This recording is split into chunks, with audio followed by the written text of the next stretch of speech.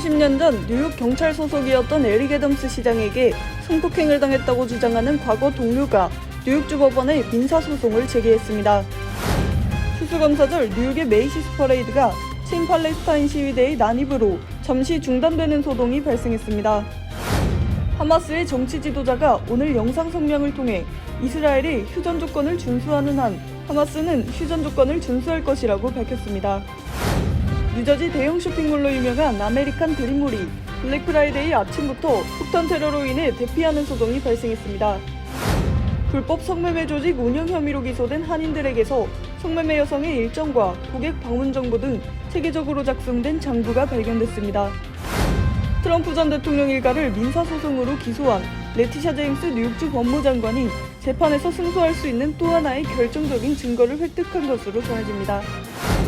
뉴욕시는 주택 소유주를 상대로 지하실과 차고 등의 공간을 주거 공간으로 바꾸는데 39만 5천 달러를 지원하는 파일럿 프로그램을 시행한다고 발표했습니다.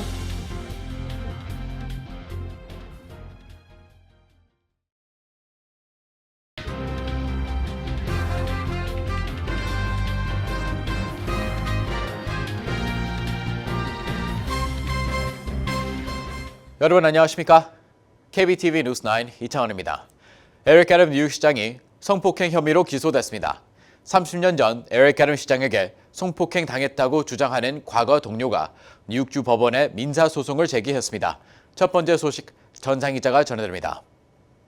애덤스 시장이 뉴욕 경찰 소속이었던 지난 1993년 당시 같은 직장에서 일했던 원고는 최소 500만 달러의 피해 보상을 요구하는 것으로 알려졌습니다.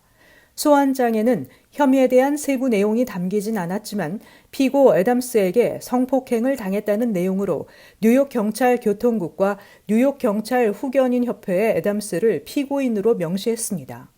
민주당 소속인 애덤스 시장은 정계에 입문하기 전까지 뉴욕시 경찰관으로 경감까지 지냈으며 시장이 되기 전에는 뉴욕주 상원의원과 브루클린 자치구 구청장을 역임했습니다. 한편 애덤스 시장은 누구도 성폭행한 적이 없다며 해당 여성을 만난 기억이 없다고 강조했습니다. 애덤스 시장이 30년 전에 성폭행 의혹으로 피소될 수 있었던 것은 지난해 말 뉴욕주 의회가 처리한 성범죄 피해자 보호 특별법 때문입니다.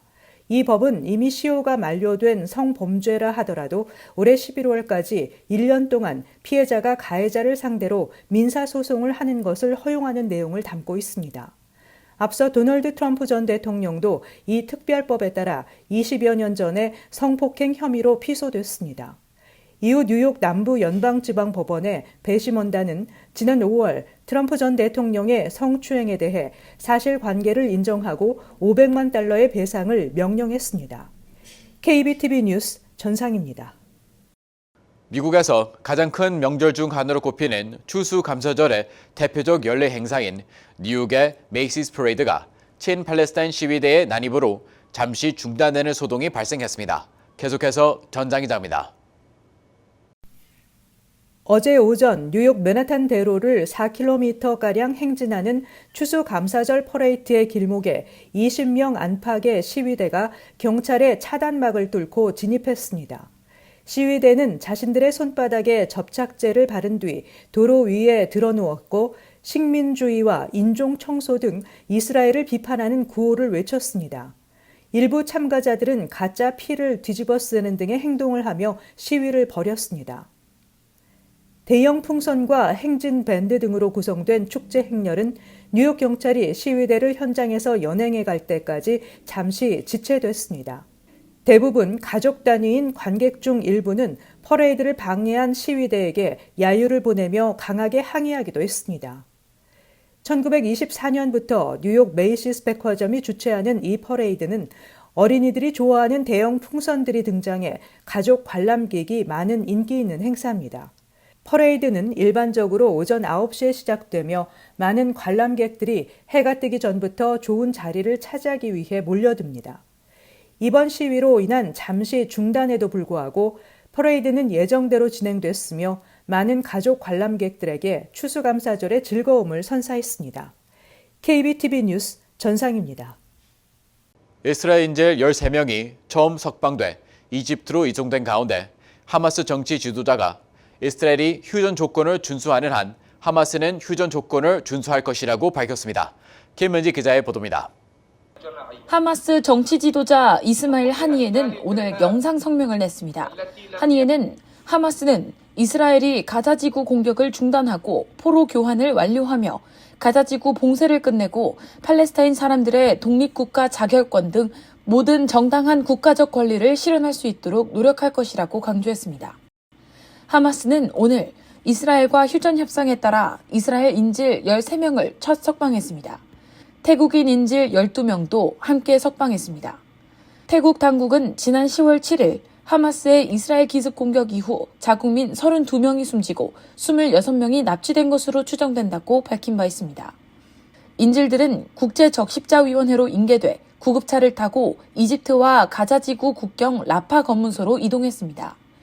이스라엘 매체 하르츠는 이스라엘 인질에 앞서 석방된 태국인 12명이 이스라엘 국경을 넘었으며 이스라엘 텔아비브에서 남동쪽으로 15km 떨어진 샤미르 병원으로 이동했다고 보도했습니다. 이번에 석방된 이스라엘 인질들은 아동과 여성 등 총 13명입니다. 이스라엘과 하마스의 휴전 합의에 따라 4일간 총 50명이 석방될 예정입니다. 또 이스라엘에 구금된 팔레스타인 수감자 150명도 석방되며 39명이 풀려날 예정입니다. 한편 이번 협상은 카타르가 중재한 이스라엘과 하마스 간 임시 휴전 및 인질 수감자 맞교환과는 별개로 진행됐습니다.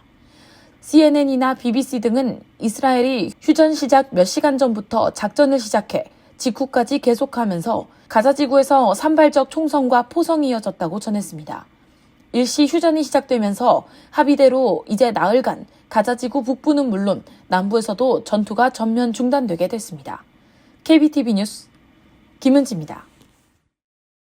오늘 아침 뉴저지 버긴 카운티에 위치한 대형 쇼핑몰 아메리칸 dream몰에 폭탄이 설치돼 있다는 신고가 접수돼 쇼핑몰 내 모든 직원과 쇼핑객이 대피하는 소동이 벌어졌습니다.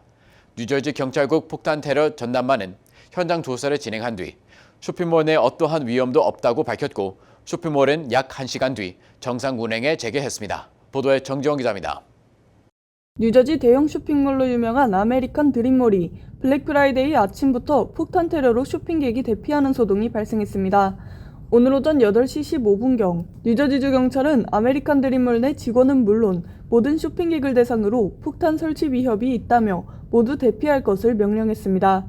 필 머피 뉴저지 주지사 역시 자신의 소셜미디어 X를 통해 주내 폭탄 위협에 대해 뉴저지주 경찰이 수사를 진행 중이며 수사가 종료될 때까지 모든 주민들이 각별한 주의 및 추후 공지에 귀 기울여줄 것을 당부했습니다. 뉴저지주 경찰은 폭탄 테러 위협으로 대피를 명령한 지 약 1시간 뒤 모든 위협적인 상황이 종료됐다며 해당 쇼핑몰은 안전하다고 밝혔습니다. 뉴저지 경찰국은 성명을 통해 오늘 오전 7시 13분 한 개인이 버긴 카운티 이스트 러더폴드에 위치한 아메리칸 드림몰 내부에 폭탄이 있다는 신고를 접수했다며 즉시 현장의 모든 직원 및 쇼핑객을 대피시켰으며 주 경찰국 폭발 테러 전담반 K9이 투입돼 쇼핑몰 내 폭발 장치를 수색했지만 아무런 위협적인 요소도 발견되지 않았다고 전했습니다. 이어 블랙 프라이데이를 맞아 해당 쇼핑몰은 정상 운영에 들어간다고 밝혔습니다. 이에 머피 주지사 역시 SNS 추가 게시물을 통해 수사 결과 해당 쇼핑몰 내 위협은 없는 것으로 결론났다며 추수감사절 연휴를 맞아 모든 주민들이 안전하고 즐거운 시간을 보낼 수 있도록 주 경찰국과 협력해 경계 및 보안 태세를 이어갈 것이라고 전했습니다. KBTV 뉴스 정지원입니다. 버스턴과 워싱턴 DC 등에서 성매매 조직을 운영한 한인들이 기소된 바 있는데요. 이들은 의사, 기업체 대표, 군인, 변호사 등을 고객으로 매우 조직적이고 치밀하게 고객 관리를 해온 것으로 드러났습니다. 특히 이들이 한글 등으로 쓴 장부와 돈다발 사진까지 증거 자료로 발견됐습니다. 계속해서 정지원 기자입니다. 연방검찰에 따르면 지난 22일 매사추세츠주 우스터 연방법원에서 열린 영장실질심사에서 불법 성매매 조직 운영 혐의로 기소된 한 이 씨와 이준명 씨가 자발적 구속에 합의했습니다. 이에 따라 두 사람은 정식 재판이 열릴 때까지 구치소에 수감된 채 수사를 받게 됩니다. 이날 법원에서는 한 이 씨와 이준명 씨의 범행 수법을 증명하는 DHS 수사 자료가 공개됐습니다. DHS 제컬리 미틀리츠키 수사관은 구속의 필요성을 주장한 조사서에서 두 사람이 성매매 여성의 일정표와 고객 방문 정보를 적은 장부를 체계적으로 작성했다고 공개했습니다. DHS에 따르면 한 이 씨는 성매매 여성을, 제임스 이 씨는 남성 고객을 전담 관리했습니다. 특히 DHS 압수수색 결과 한 이 씨의 아파트에서는 성매매 여성의 일정을 요일별로 적은 장부도 발견되었습니다. 한국어 수기로 작성한 장부에는 성매매 여성의 이름, 요일, 시간대별 고객 접대 내용, 성매매 대금 등이 자세히 기록됐습니다. 현금이 담긴 봉투 겉면에도 성매매 여성의 이름과 날짜, 액수가 적혀 있었으며 이밖에 $100 현금 다발 묶음과 상품권도 압수됐습니다. 수사관은 이준명 씨 아파트에서도 현금 $5,000, 성매매 예약 명단이 적힌 장부 4개, 컴퓨터와 휴대폰 6대 등을 확보했습니다. 이 씨의 장부에는 웹사이트를 통해 연락이 닿은 고객과 성매매 여성 간의 예약 일정이 요일별로 기록됐으며 성매매 여성 4명의 이름도 적혀 있었습니다. 수사관 조사서에는 한 이 씨와 이준명 씨가 고객에게 성매매 방법과 비용 등을 자세히 설명하는 카카오톡 대화 내용 캡처 사진도 담겨 있었습니다. 이들은 영문 안내에서 단골과 신규 고객의 차이를 명시하고 신규 고객은 성매매 대금을 먼저 내야 한다고 강조하기도 했습니다. 또 한 이 씨는 성매매 대가로 $100만 이상의 현금을 챙긴 뒤 이를 은닉하기 위해 머니오더, 와이어바알리, 뱅크 오브 아메리카, 한국국민은행 등 여러 곳으로 송금한 사실도 드러났습니다. 이준명 씨는 지난해 6월부터 아파트 한 채를 임대해 이 씨와 함께 일하며 월급 $6,000에서 $8,000를 받았습니다. 조사서에 따르면 한 이 씨는 매사추세츠 케임브리지에 거주하며 매사추세츠의 고급 주택가인 케임브리지와 워터타운, 대햄, 버지니아주 페어팩스, 타이슨스 등 임대한 아파트에서 불법 성매매를 알선했습니다. 한편 또 다른 공범 제임스 이 씨는 거주지였던 토론스에서 체포돼 현재 구치소에 구금돼 있습니다. KBTV 뉴스 정지원입니다. 도널드 트럼프 전 대통령 및 그의 일가를 상대로 자산 가치 축소 및 확대 의혹으로 민사소송을 제기한 레티샤 제임스 뉴욕주 법무장관이 또 다른 결정적인 증거, 즉 스모킹건을 획득한 것으로 전해집니다. 트럼프 전 대통령의 조카는 유튜브 라이브 방송을 통해 이번 판결에서 트럼프 전 대통령 일가가 헤어날 방법이 없을 것이라고 예측했습니다. 보도에 김은지 기자입니다. 자산 가치 축소 및 확대를 통해 대출 및 세금 납부에 있어 부당한 이득을 챙겨온 혐의로 트럼프 전 대통령 일가를 민사소송으로 기소한 레티샤 제임스 뉴욕주 법무장관이 재판에서 승소할 수 있는 또 하나의 결정적인 증거를 획득한 것으로 전해집니다. 트럼프 재단의 전 감시관인 제프리 맥코니는 지난 화요일 트럼프 전 대통령이 재무제표를 확인한 것으로 자신은 이해했다고 증언하면서 이전까지 이어온 주장을 뒤집었습니다. 뉴욕에서 12년 이상 검사로 활동해온 조 갈리나는 22일 유튜브 라이브 방송에 트럼프 전 대통령의 조카 메리 트럼프와 함께 출연해 트럼프 전 대통령은 법적인 위기에 처해 있으며 벗어날 방법이 없다고 말했습니다. 이어 그는 감옥에 가게 될 것이라고 장담했습니다. 이번 사건을 맡고 있는 아서 에고른 판사는 지난 9월 트럼프 전 대통령과 그의 일가 그리고 피고인들이 이번 사기 사건에 연루돼 있다고 판결했습니다. 하지만 트럼프 전 대통령과 그의 일가족은 모두가 혐의에 대해 알지 못했으며 자신의 주관이 아니었다고 일관되게 부인해왔습니다. 레티샤 제임스 장관은 트럼프 전 대통령이 지난 2011년부터 10년 이상 자신의 저택과 빌딩, 골프장 등의 자산 가치를 부풀려 보호했다면서 지난 9월 뉴욕주 법원에 민사소송을 제기하고 그와 일가족을 상대로 최소 $2억 5천만 달러의 손해배상을 요구하고 있습니다.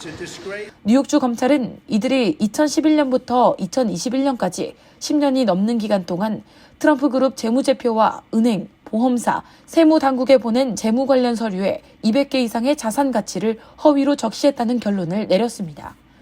뉴욕주 검찰은 214쪽 분량의 소장에서 법원에 트럼프 전 대통령이 챙긴 부당 이익을 환수해야 한다고 요청했습니다. 제임스 장관은 연방법과 뉴욕 주법은 모든 사람에게 적용되는 법이며 사람에 따라 달리 적용돼서는 안 된다고 강조하고 숫자는 결코 거짓말하지 않는다며 이번 판결에 있어 승리를 자신했습니다. KBTV 뉴스 김은지입니다. 뉴욕시가 주택 공간 부족 사태를 해결하기 위해 집주인에게 지하실, 차고와 같이 남는 공간을 주거 공간으로 개조할 수 있도록 39만 5천 달러를 지원하는 파일럿 프로그램을 시행하고 있습니다. 보도에 전상 기자입니다. 뉴욕시는 주택 소유주를 상대로 지하실과 차고, 다락방 등 추가적인 공간을 거주할 수 있는 공간으로 바꾸는데 39만 5천 달러를 지원하는 파일럿 프로그램을 시행한다고 발표했습니다. 뉴욕시 행정부는 주택 내 남는 공간을 활용해 추가 거주 공간을 만들어 방 한 칸이 필요한 시민들에게 저렴하게 렌트를 제공하고 주택 소유주들은 부담 없이 시 행정부 지원 자금으로 주택을 개조한다는 계획입니다. 뉴욕시 행정부는 이미 지난 화요일부터 접수 창구를 오픈했으며 내년 2월 13일까지 단기적으로 프로그램을 진행한다는 방침입니다. 이번 파일럿 프로그램은 주택 개조 제한 구역에 거주하지 않아야 하며 해당 지역 중간소득층 165% 미만을 벌어야 하고 이보다 낮은 임금을 받고 있는 개인에게 개조된 공간을 임대해야 한다는 조건이 있습니다. 뉴욕시 행정부는 지난 여름에도 재택근무 증가로 공실인 사무실을 주택으로 개조하는 City of Yes 계획을 공개해 시행 중에 있습니다. 애덤스 시장은 공급이 수요를 못 따라가고 있는 현실이라며 렌트비는 천정부지로 오르고 월급을 월세로 다 써야 하는 가정이 늘어나며 노숙자로 전락하는 시민들이 급속히 증가하는 실정이라고 지적하면서 향후 10년간 약 50만 채 신규 주택 공급을 목표로 하고 있다고 밝혔습니다. 애덤스 시장은 지금 우리가 논의하는 빈 사무실 공간은 3,600만 스퀘어핏에 달하는 면적이라며 이는 필라델피아시 전체에 맞먹는 규모로 이를 통해 4만 뉴욕 시민을 위한 2만여 채 주택을 짓는다는 방대한 계획이라고 강조했습니다. KBTV 뉴스 김은치입니다. 한국학교 교사들이 내년부터 재미한국학교협의회를 통해 미국 외국어 교육협의회의 교사 인증을 받을 수 있게 됩니다. 인증제가 시행되면 한국학교 교사들의 역량 강화, 한국어 교육 수준 향상 등이 기대됩니다. 타 외국어 교육기관처럼 한국학교 교육과정도 개발할 수 있습니다. 교육과정이 마련되면 이를 반영한 한국어 교과서 개발에도 나설 예정입니다. 교사 인증을 취득한 교사들에게는 미국 내 공립학교에서 한국어 교사로 취업할 가능성도 확대됩니다. 신청자는 스터디 코리안 1단계를 반드시 이수해야 하며 지역협의회 교사연수 3회 이상 참여, 학술대회 1회 이상 참여, 교사 인증제 1단계 취득 중 1개 조건을 충족해야 합니다. 벤모, 페이팔, 젤 등 송금 앱이나 제3자 결제 플랫폼을 통한 비즈니스 거래 세금 보고 시행 시점이 1년 더 미뤄졌습니다. 국세청은 제3자 플랫폼을 통한 비즈니스 거래 금액이 일정 수준 이상이면 1099K를 발급하고 세금 보고를 하도록 하는 시점을 한 차례 더 연기한다고 발표했습니다. 이번에 IRS가 세금 보고 시점을 1년 더 연기하면서 올해는 현 규정대로 200건 이상의 거래를 통해 2만 달러가 넘는 소득을 제3자 플랫폼으로 벌어들인 경우에만 세금 보고를 하면 됩니다. IRS는 2024년 제3자 결제 플랫폼으로 벌어들인 금액에 대해서는 강화된 기준에 따라 2025년부터 세금 보고를 하도록 할 계획입니다. 에릭 아담스 뉴욕시장, 뉴욕시 도시계획국이 제안한 조닝 수정안 City of Yes가 퀸즈 커뮤니티 보드 7에서 거부됐습니다. City of Yes는 뉴욕시가 소기업의 성장을 지원하고 일자리를 늘리기 위해 지난 6월 제안한 정책으로 기업, 상업지구 발전을 방해하는 조닝 규정을 완화하는 내용입니다. 특히 엔터테인먼트 부문 규제 완화에 초점을 뒀습니다. 그러나 경제 활성화만을 위해 조닝 규제를 모두 없애면 거주 환경의 안전성이 지켜질지 의문이라는 지적이며 또 이 정책이 엔터테인먼트 규제를 대폭 푸는 것과 관련해 현재 규제가 완전히 없어지는 것에 대한 우려도 나왔습니다. 뉴욕주 교통 단속 기간은 26일 일요일까지며 과속과 불법 운전뿐만 아니라 음주와 부주의 운전에도 초점을 맞출 예정입니다. 지난해 뉴욕주 경찰은 추수감사절 연휴 음주운전 혐의로 운전자 213명을 체포했고 과속딱지 4,757장, 부주의 운전딱지 425장을 발부한 바 있습니다. 음주운전이나 만취운전을 할 경우 자신의 생명과 타인의 생명을 위험에 빠뜨릴 뿐 아니라 체포, 징역, 상당한 벌금과 변호사 비용이 부과될 수 있습니다. 음주운전 체포 비용은 평균 $10,000에 달하고 있습니다. 해버 플랜 모바일 앱은 택시나 승차 공유 서비스의 위치를 알 수 있으며 음주운전 법과 벌칙에 대한 정보를 제공하며 운전자가 의심되는 경우 이를 신고할 수 있는 법안까지 안내하고 있습니다. 잠시 후 커뮤니티 브리핑을 전해드립니다.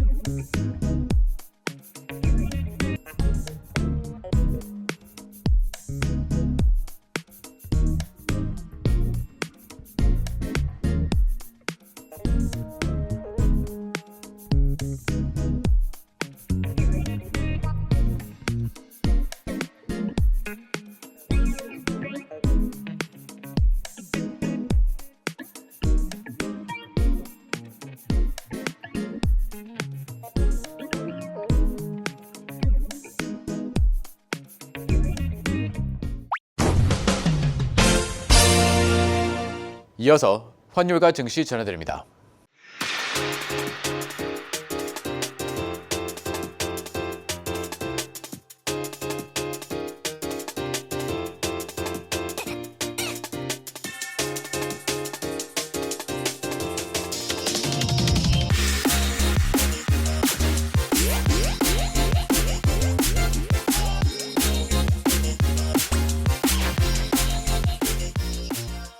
잠시 후 뉴욕과 뉴저지 날씨 전해드립니다.